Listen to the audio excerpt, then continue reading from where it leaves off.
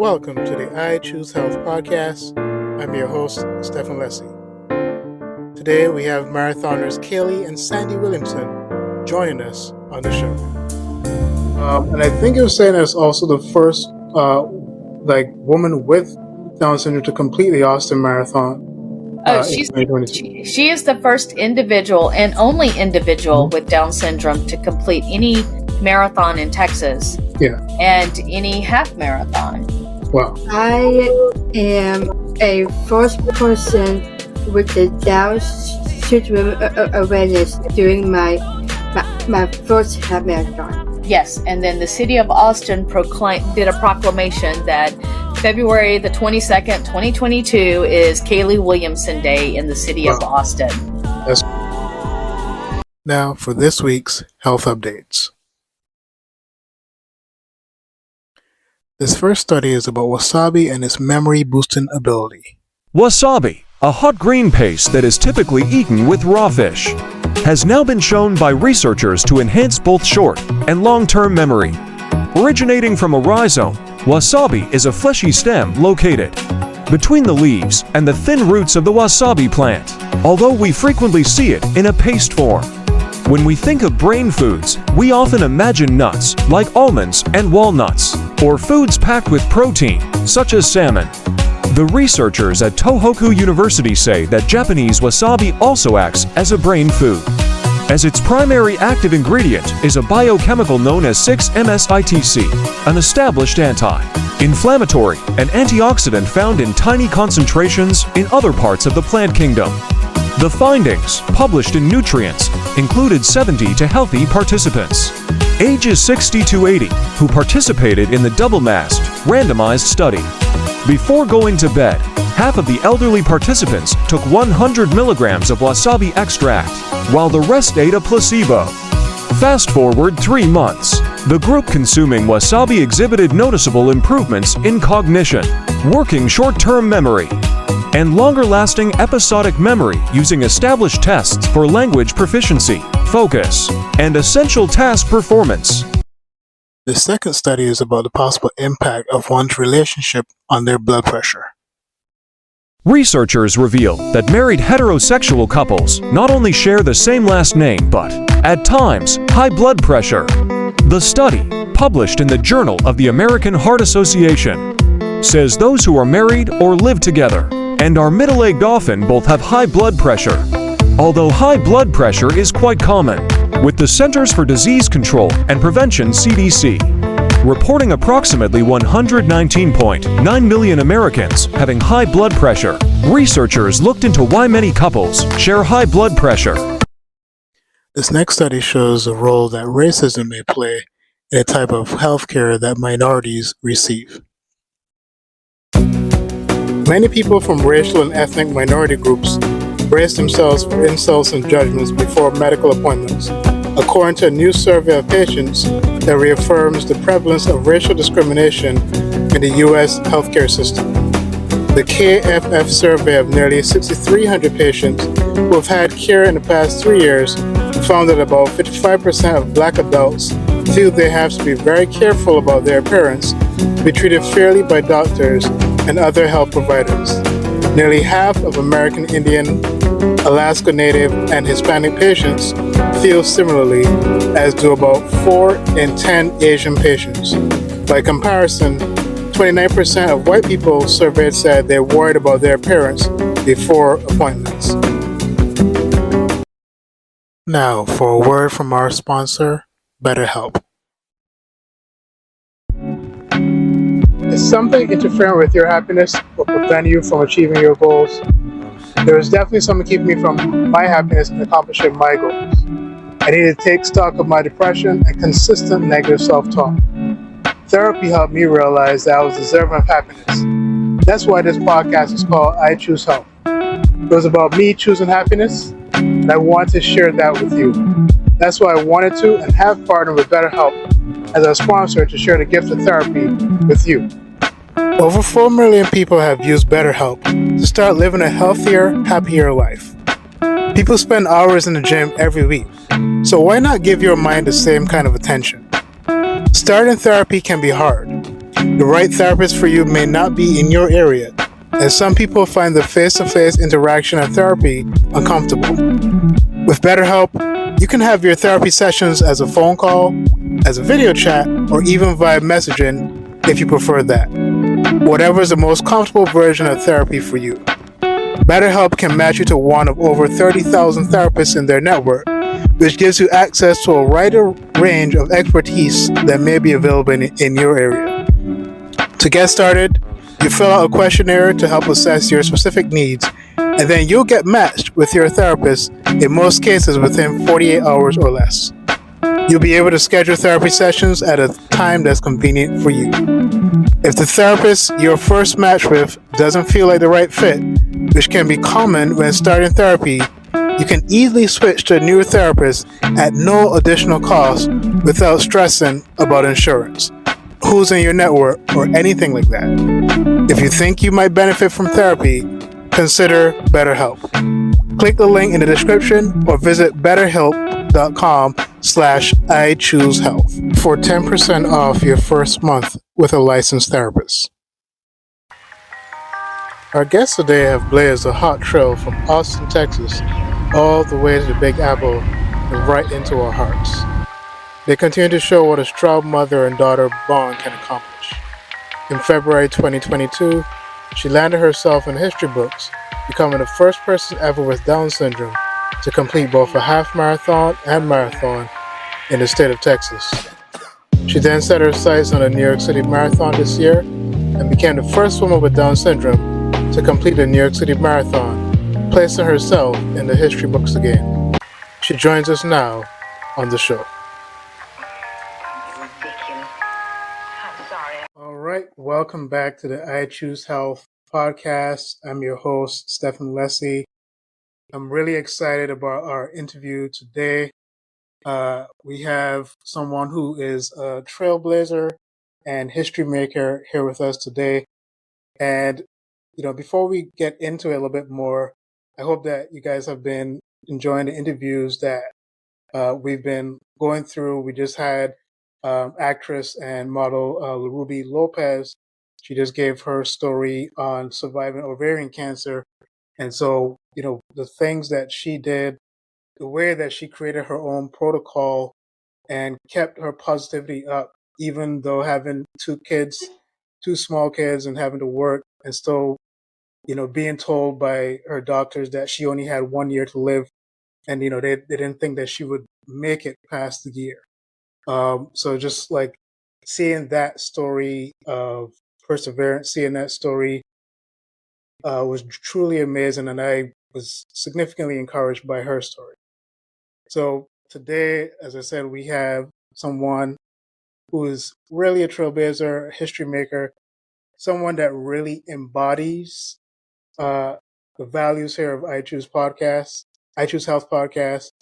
And in spite of every difficulty, in spite of every challenge, she's consistently met that challenge and has overcome it. And, I'm really thrilled to have both Kayleigh and Sandy Williamson here today with us on the podcast. How are you guys doing today? How are you? I'm doing great. I'm stoked to be here with you guys. How are you? So I want to start, I was going through some studies and looking at particularly like the history of like Down syndrome and how back in the 60s, there, especially in America, there was a push to not have people who had that diagnosis of Down syndrome to be integrated into society. They were oftentimes institutionalized. Families would be told, don't have them in the house. You should put them off. And the idea was to keep these individuals keep people from seeing the horrors, as they would say, of their life. And, I'm thankful that, we have your story and Kayleigh's story, that you didn't take the position of, hiding her, keeping her story from coming out. And, I see that Kayleigh's 33. She was born 1990. Yep. I I was born March 2nd, 1990 in Macomb, Mississippi. Right, in Mississippi. And both of you can speak to what that was like growing up in Mississippi and Texas. What was that like, especially with there being such a limited knowledge on the Down syndrome diagnosis? Speak to what that was like. How challenging was that? So In going around society. I was a junior in college. So I literally went to classes one day. She was born the next. I missed a week of classes and then spring break and I was back in classes. Was a waitress putting myself through college. So when she was born and they didn't even know at the moment she was born, it wasn't until the next morning that someone came in and said, "We think she might have Down syndrome." It took 2 weeks for the blood test to come back. And I remember the doctor at that time, um, I had started crying and I was like, "You don't have to tell me. I know she has Down syndrome." And I told him, I said, "My question is how to explain to her when she becomes the butt of jokes. How do I explain to her when she's made fun of?" And I'll never forget this because the doctor looked at me and said, "Miss Williamson, face it, she's retarded. And when you collect yourself, I'll come back in." And he walked out and never saw that doctor again. Right. I put her clothes on her and we left. I was told she probably wouldn't run or walk until she was at least 5 years old. That she probably wouldn't be potty trained, and she was potty trained by the time she was 3. I was told every thing she couldn't do, but I wasn't told what she potentially could do. I was told not to keep her as a student, to either put her up for adoption or put her in an institution in Baton Rouge. Neither one were an option. She was my daughter and I was going to take care of her. We lived on welfare and donations her whole first year of life, and graduated from University of Southern Mississippi on a Friday night, and we moved to Austin, Texas the next morning. Wow. Yeah. So I wanted her to be at a place that had more that could support her growing up. And we do go back to Mississippi and we do a half marathon in Hattiesburg. And the difference from then to now is amazing. But what has been offered in Austin, and if we hadn't have been here, she wouldn't be where she's at today. Right. And this is why I say, like, just hearing your story, like, this is why it's both yours and Kayleigh's story, because, again, with all that, what I would say, terrible advice of giving her up for adoption, you were like, "No, this is my daughter. We're going to push through this. I don't care whatever they're saying about her. Like, we're going to push through this and make this work." And, seeing Kayleigh's challenges as well, I know that in 2016 that she also discovered that she was pre-diabetic and was diagnosed with Graves' disease. It started out with hypothyroidism, and then it changed to hyper, which is Graves' disease.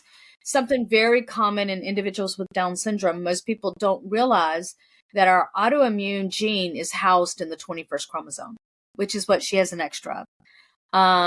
The gene, the APP gene linked to Alzheimer's, is housed in the 21st chromosome.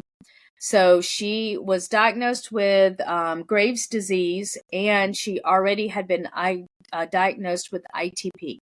ITP is idiopathic thrombocytopenia purpura, which means her immune system thought that her blood platelets didn't belong in her body. So they were breaking it down. Unfortunately, the medication for Graves' disease causes your blood platelets to drop. So we had quite a battle going on. She was pre-diabetic. She had sleep apnea. She was 215 pounds. A lot of different health issues. So in August 2014, when she was diagnosed with hyper, I took a step back and said, I need to look at what I'm putting in her body. And that's when we started making the changes to diet, and we introduced running. Right. And I kind of want to speak to Kayleigh on this. Kayleigh, what at this moment where you're facing all these health challenges, what kept your motivation and inspiration high to be able to really still push through? And I think, Mom, I know that they were saying that she lost 85 pounds, right? In addition to, picking up different activities. Like, what kept you so motivated and so inspired? What motivated you to keep doing what you're doing? Keep going. Yeah, what motivated you?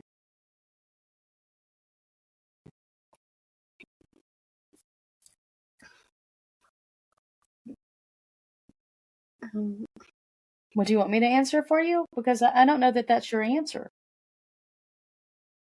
What motivated you? Talk to him. Talk to Stefan. What motivated you? I love running. You love running? Okay. What else? It keeps me healthy. Did you like feeling healthy? Did it make you feel empowered? Did it make you feel like you could do anything? What did running, and when you say it made you happy, how did it make you happy?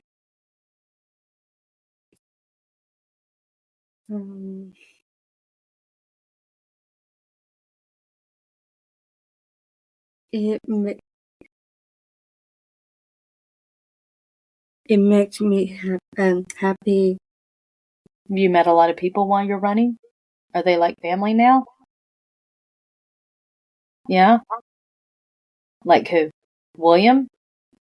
Like William and Shane. And Shane. Okay. You picked up on that one. Okay. Yeah. She is alive, I promise. Yeah. No, man, I definitely have the same motivation as well. Like with running, that's something that makes me really feel alive. It's something that really creates that space of I don't know, really opens the mind up, right? Like some of my best thoughts, feelings really come while running. I like running because I see heaven. You see heaven when you run? You see grandma in heaven when you run? Okay. All right. All right.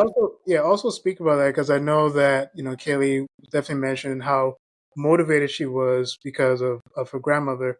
And I know that at some point through the race, she reminded you that you were also running because of grandma. Speak to that experience and the specialness of that moment. My mom, just to give a history on it, passed in 2021 because of Alzheimer's. Prior to her passing, she used to think that she escaped from the nursing home and would go to different places. One of the places that, even before the nursing home, that she always wanted to take Kayleigh to was New York. And she always wanted Kayleigh to get to see the lights.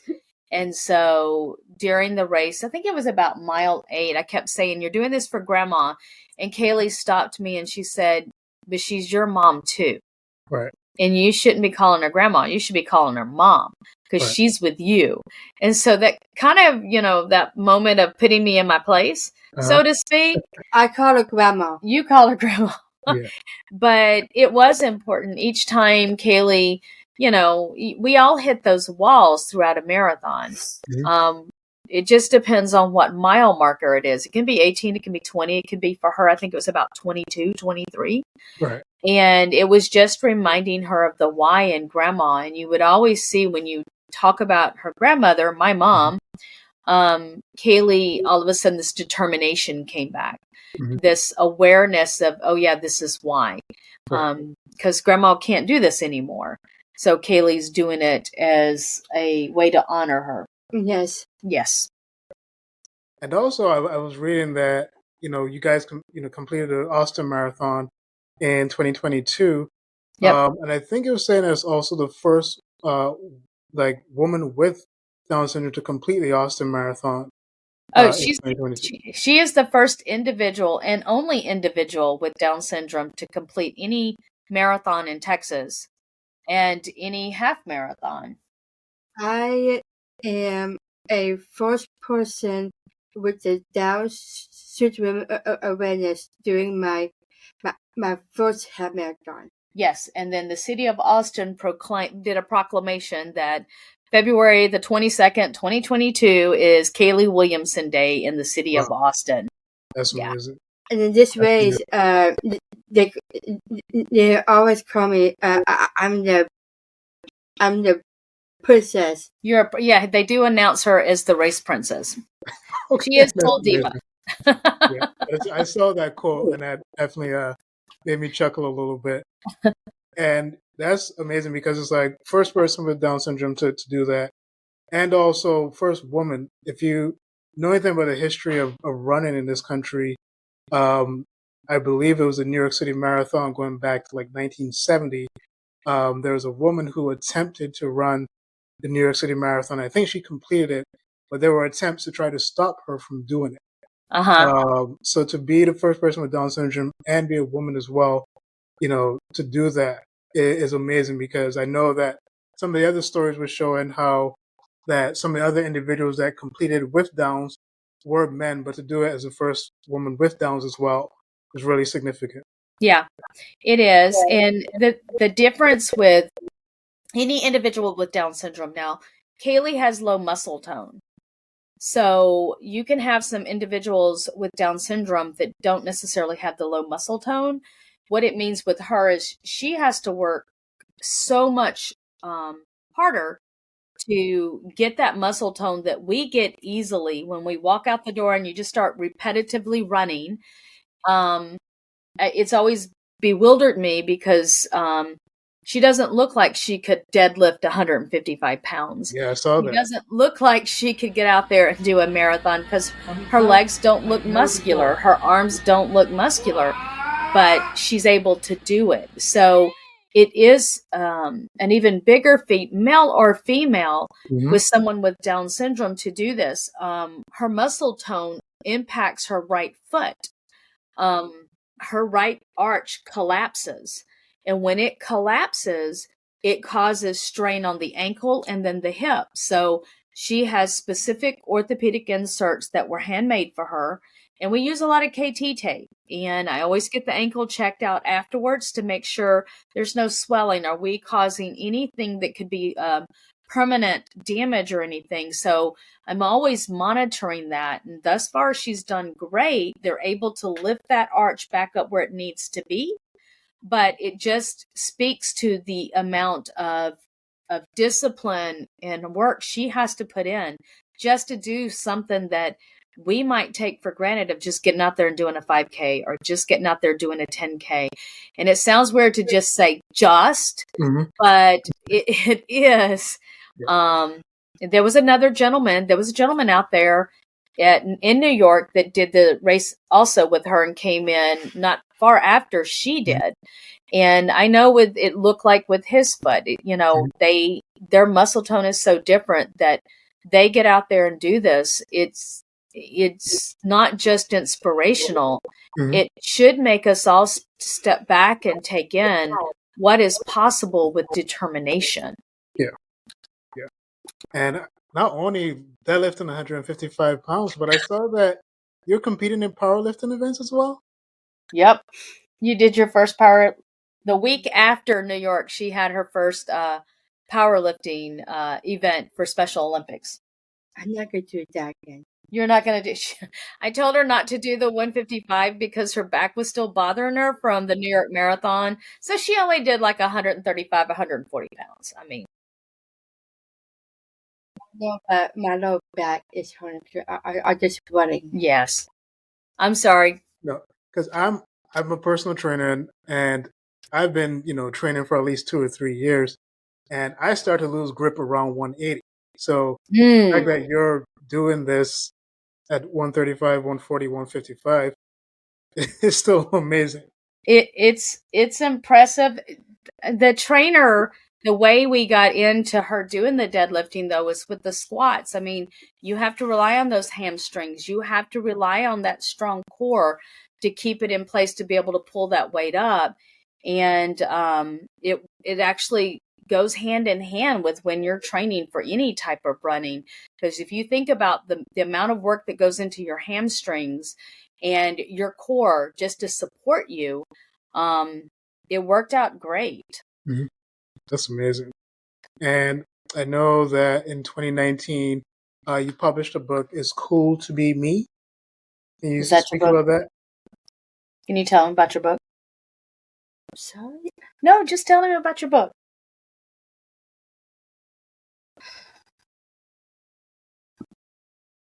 What he saying? He just asked you about your book. It's Cool to Be Me. This my this is my this my my first book. Hmm. What did you write it about? Right about the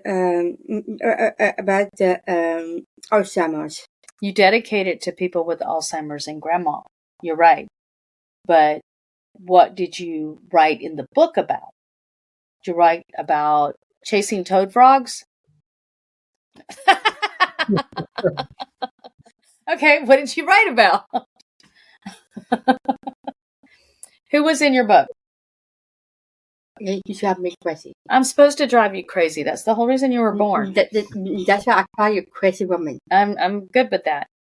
What did you write about? You write about your first half marathon? Uh, You're so dramatic. Come on. Lisa, No, you got to tell me about your book. Stop. Okay. But no, it's definitely and I'm just a moment that I do remember that I found out peace because I wrote I wrote the book because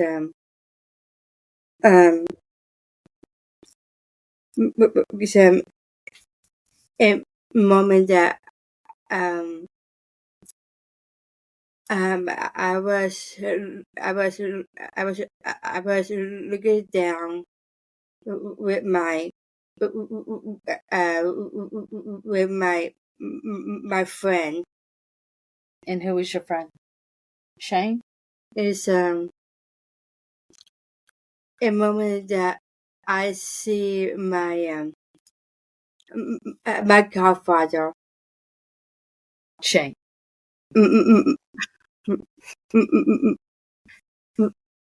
I know, but I must saying is it I know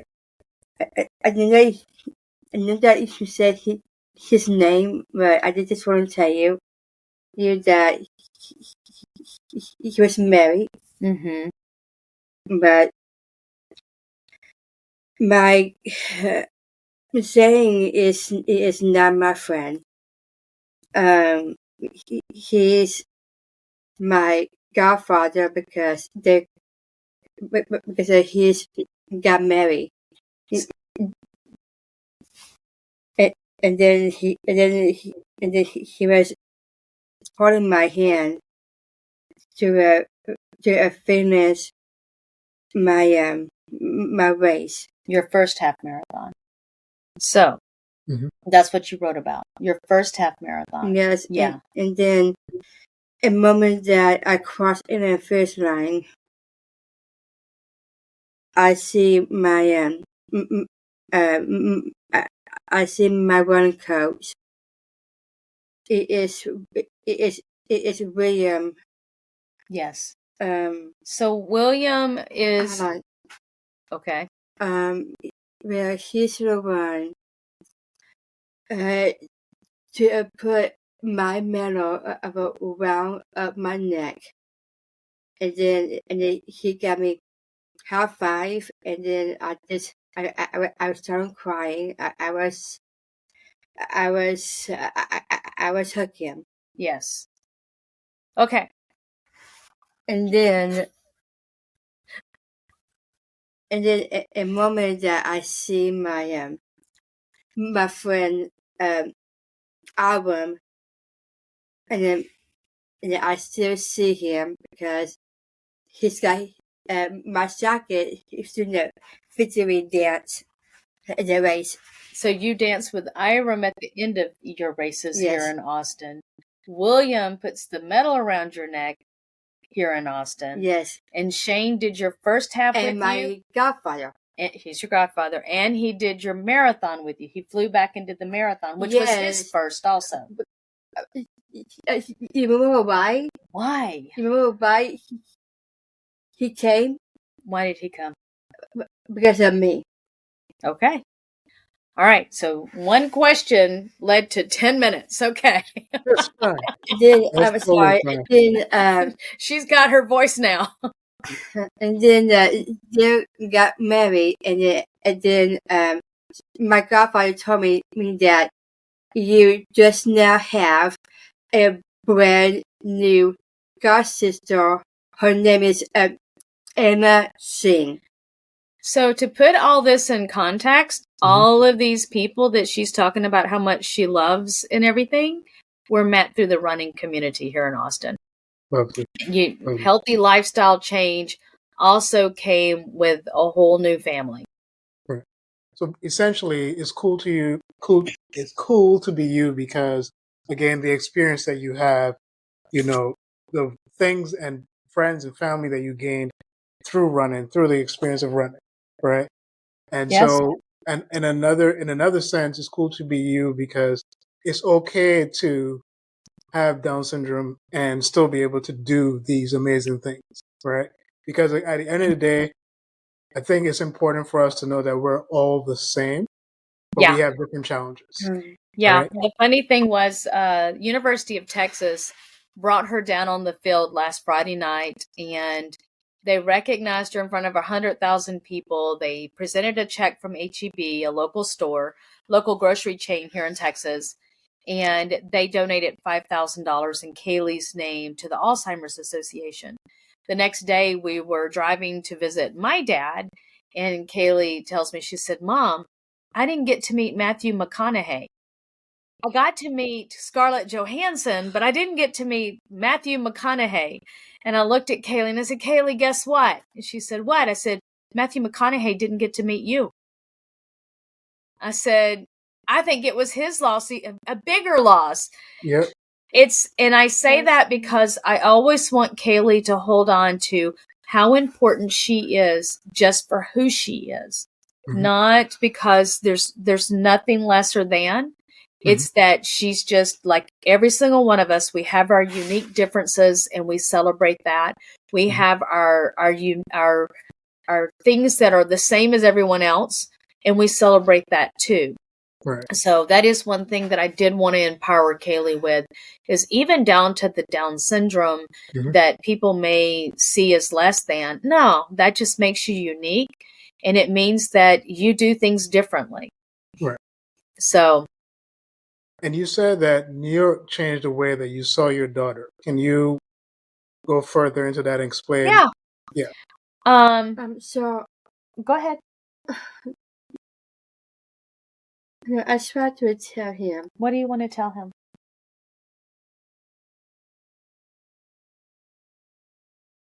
In the race, a moment that I see my my first medal, my mom, she always told me that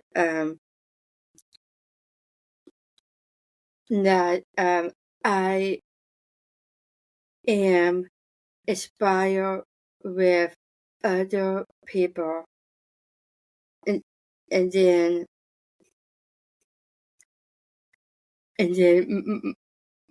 a moment that I see my mom at the race, a moment that she was starting crying. A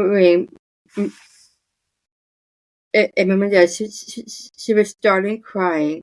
She always told me that I am so proud of you.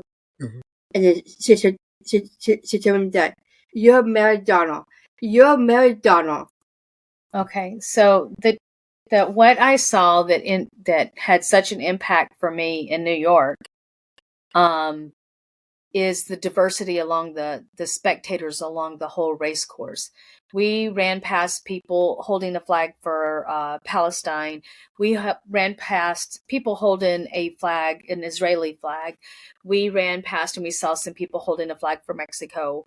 We saw several groups of supporters, Black supporters for Black runners, which I thought was amazing because they are so underrepresented out on that race course. And I'm not talking about the elites.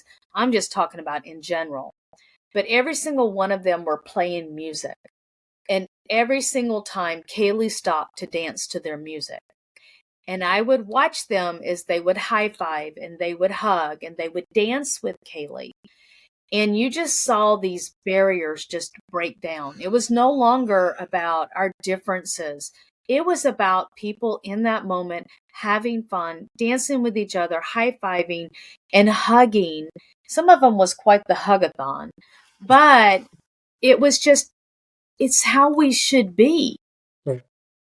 It was just mutual supporting of each other and just living in the moment. And I think at this point nowadays, we need more of that. And I just watched Kayleigh just break down these barriers. And just, there was a couple of spectators that came out on the street. I think it was like mile 2021 that were dancing with her. And we got some pictures of it. And it was just like, it was amazing. And that changed that perspective because then she was no longer just my daughter out there and I'm trying to protect her and make sure everything's okay. It was her owning the moment and everybody around her responding to that. And you said that that Kayleigh has never allowed what anyone thought of her define what she could or could not do. No. And I want to know to what extent that maybe you can probably figure what led to that determination. Maybe it is seeing how you pushed through, having her in those early days, just, getting that persistence, that strength also from you, even though obviously she has her own strength. But I don't know if you can draw on maybe where she found that strength, that determination. I was raised with, I have very, very curly hair. It's pulled back right now, but I have massively curly hair. There used to be a joke that I blew out the electrical system in my grandfather's house, and that's what caused the curly hair. I really did do that. But I had a grandmother that rejected that about me. She rejected my look. She rejected my hair. She was very verbal about it since I was a little girl.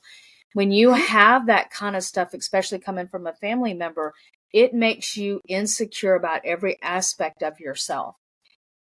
For me, it was determination that was not going to be the life my daughter knew.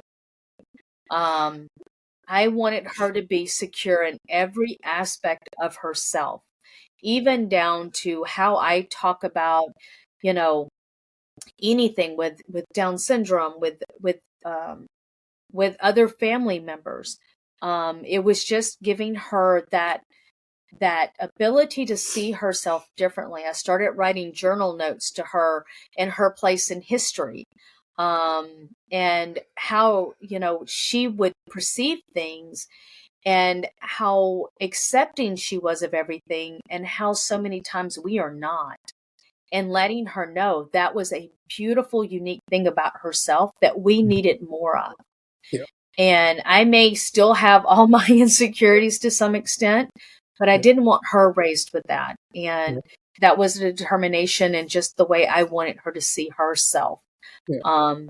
You have a special needs child, you hear all through their school years what they can and cannot do. And you hear doctors tell you at birth what they can and cannot do. And the reality is, really, they determine how far they can take that. And if you give them wings, you realize with the race, there's so many people that come along and provide that wind that just lifts her up. It's magical. But that was the determination with her. And now she thinks she's the diva of every race. And I love the fact that she's doing so much, like from basketball to swimming to powerlifting to running, because it continually shows she's really presenting such a strong, giving really a lot of inspiration to people in her community, showing like, hey, you're not limited. Like, Yeah. you can do so much. And it's just amazing to see her take on these things and really excel. And it's just really inspiring to see. We would love to go have a race where we see several people out there with differences with Down syndrome and autism and, just as one human race out there running a race. We just had Thanksgiving, and I know you guys participated in the turkey trot race. What's next for you guys in terms of races? We have the Decker Challenge on December the 10th. Mm-hmm. We have 3M half marathon in January. We have the Austin half in February and potentially the New York half in March. And when it starts getting hotter, usually for here it's around April, May, is when we have less races and more training indoors and things like that. But race-wise, we have the half marathon every month through March. Okay. And I may be a part of that. I did the New York half marathon earlier this year, so I may do it again in March. It's just an event that I love doing, so I'm looking forward to that. We'd love to meet up with you. Yeah, definitely. And I'll definitely connect with you guys. Perfect. I'm really looking forward to that. That should be a lot of fun. And that's going to be, I don't know, at that point, I'm not even sure how many half marathons Kayleigh would have completed by that point. 23. 23. Wow. If you include Austin, it'd be 23 because she's at 20 right now. So what? New York would be number 24, and it would be my number 34. She thinks she's catching up with me with each one. That's amazing. First of all, I did not doing whole thing for Boston. Well, we know you were at number 21, and even though we may not have finished due to a lot of different things, you went out there and you did about 75% of it. I think that counts to something. So I know that this is usually where I give the guests an opportunity to really say what they have next, kind of like where people can find you on socials. So you can obviously take that time to do that here. Okay. Kayleigh has a public Instagram account, Kayleigh.Williamson.5011. It's where even during races we'll post if where she's at during a race in case they've taken up the sensors, the chip timers. She is just continuing on with her races.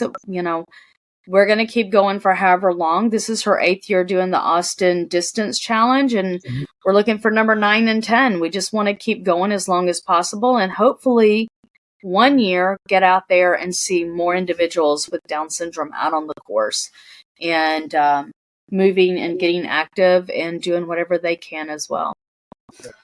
And you guys have a joint Instagram as well, correct? Yes, that's going to be the Kayleigh.Williamson.5011. I have one that just started out in the beginning just so people could track us, and that one is SEW Eagles 91.